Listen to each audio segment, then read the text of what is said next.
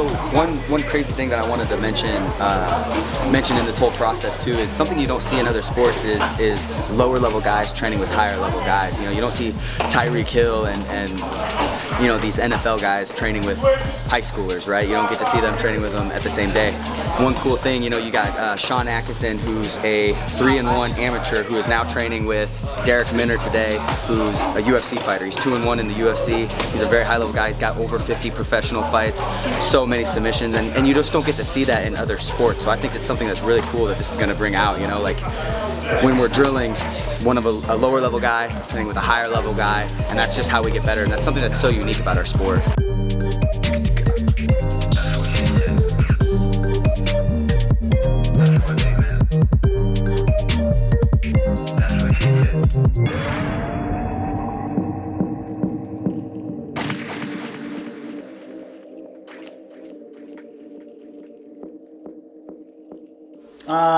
Didn't really have the best of childhoods. It was a good childhood, but it wasn't great. Growing up, we didn't have a whole lot of money. Mom was addicted to drugs and whatnot, and you know, childhood was a bit rough.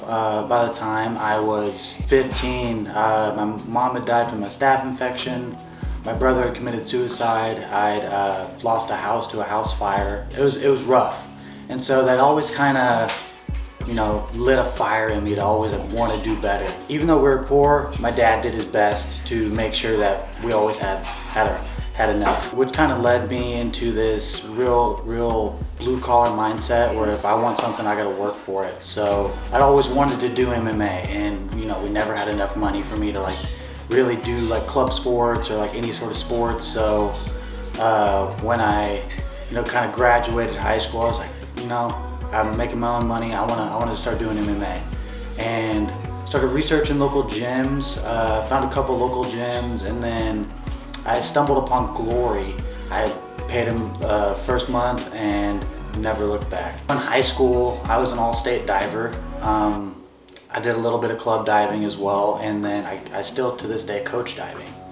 I was a state finalist 2 to 3 years, and then I've coached 2 state finalists the last 2 years.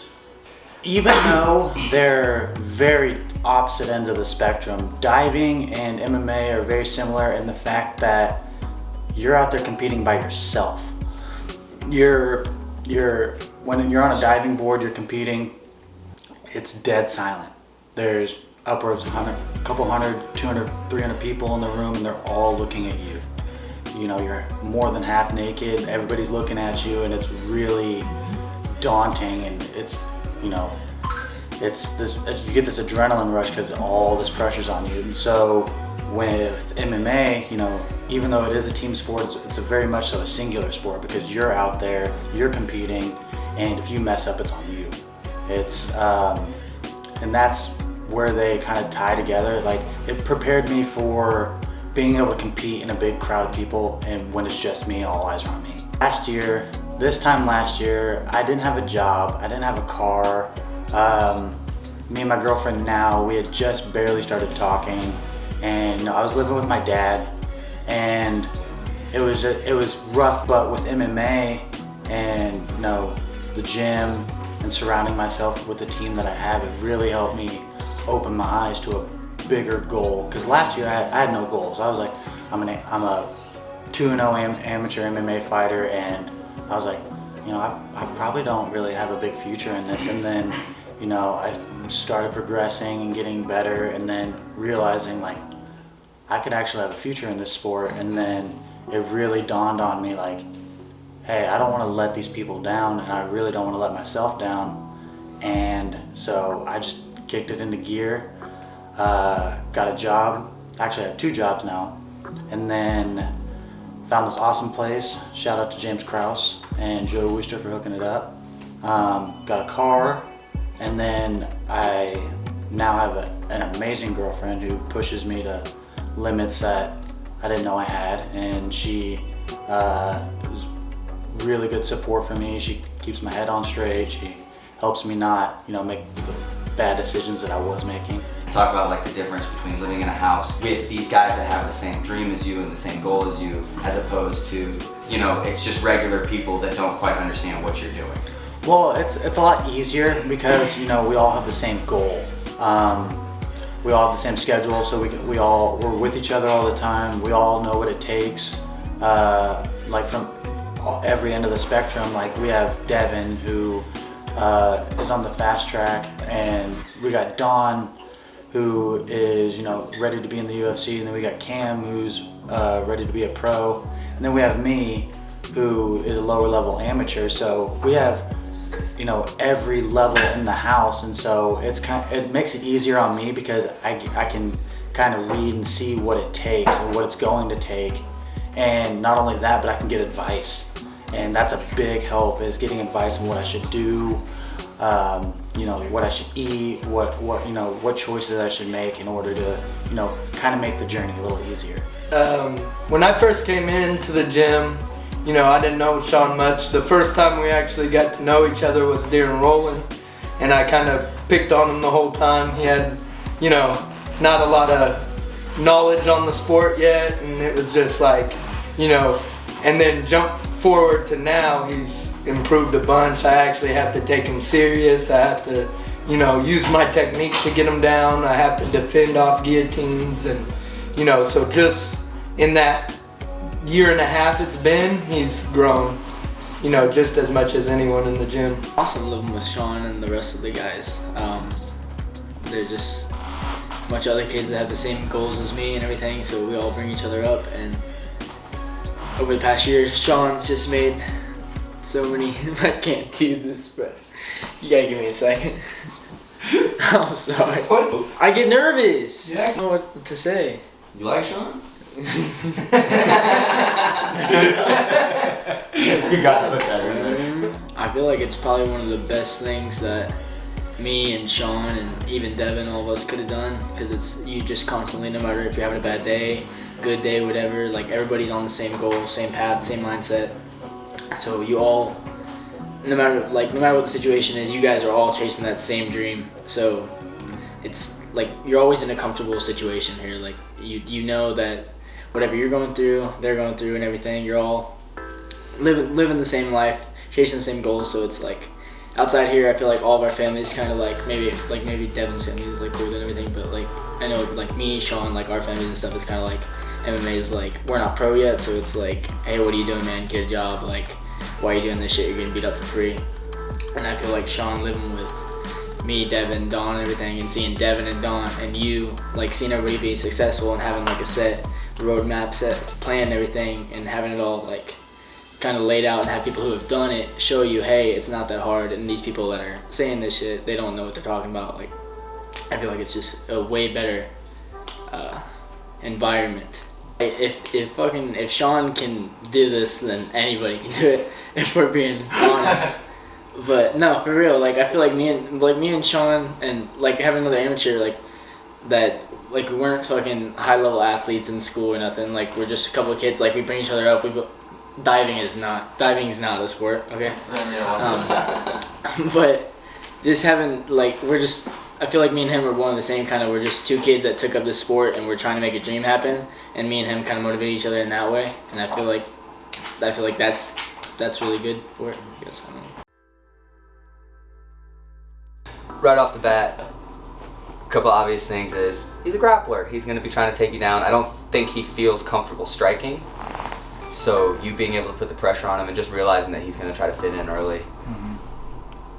I don't like you on the cage, but one thing that he does really well is he takes you to the cage and then picks you up and takes you off the cage. Mm-hmm. So I don't think he's going to be able to do that to you because you're fat and heavy, but I'm heavy. I ain't necessarily fat. Yeah, that's true. But one unique thing that we kind of run into when dealing with game plans for amateur fighters is there's usually not a whole lot of film on them, because if they're good, you can usually end the fight pretty fast. You don't really get to see what they're dealing with, how they deal with adversity. An interesting thing about Landon is all of his fights have ended in the first 2 minutes of the first round, so we don't really know what his cardio is like. We don't really know what he's like in the second round.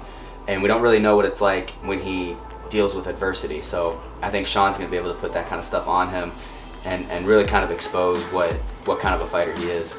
So in this one, we actually get to see a smidgen of adversity with Landon.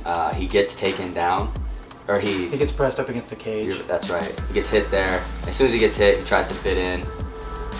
He actually has a neat little high crotch lift here. I'm not even sure. It's like a high crotch, like knee tap type deal. He does it. Gets really low. Yeah, it gets under. There it is. Yeah, boom. So one thing we do get to see here is Landon on his back. So when you get on top, we'll have at least if you even take him down, mounts well. This part's weird. He just walks him across the cage. I think he's taking him to his corner. Yeah. That's smart. That's smart. It was kind of weird the way he did it though. Good ground and pound. Punches, try to get the back. He falls off the back here. So one thing when you're in his guard, he's going to be lanky. He's going to be real herky jerky, you know. So instead of it being like real smooth, yeah, he's going to be controlling your hands.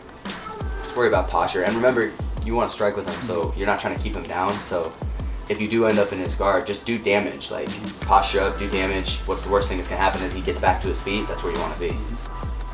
Good triangle. There's not a whole lot of film, but there's enough to where I can study a little bit. He wrestled in high school. Yeah, maybe. Sure. Why not? We'll assume it. But at least we know in all three of his fights we know what he's going to do. You know? Yeah. A lot of the times with the amateur fighters, you just have no clue. And one thing that you have to expect is that he's going to come out to be a different fighter, because when you're an amateur, like 2 fights ago, we thought you were more heavily a grappler. Mm-hmm. You know, then you kind of grew into your striking and you kind of grew into wanting to be different. So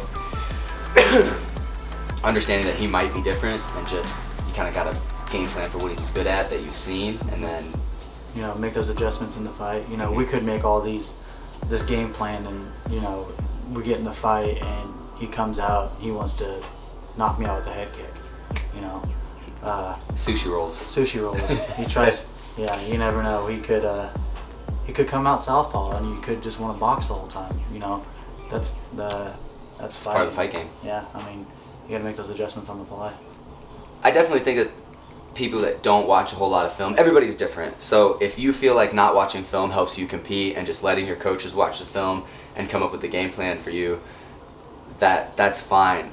For me, I need to know what the dude looks like. I need to know, what to be expecting. And there's my coaches are definitely going to pick up what I need to be working on, and they see a bunch of things, but I might see something, I might see an opening that they missed. And so it's always good to be studying your opponent and watching film on your opponent. And that goes with all types of film, not just watching your opponent, but watching film on yourself, trying to figure out what you did wrong. A lot of times what I'll do is I'll watch film on my opponent, and then I'll watch film on myself and try to figure out, if I was my opponent, how would I beat me? And I think that's one thing that can kind of separates our gym, is we're a real big film watching gym, and we organize our game a lot.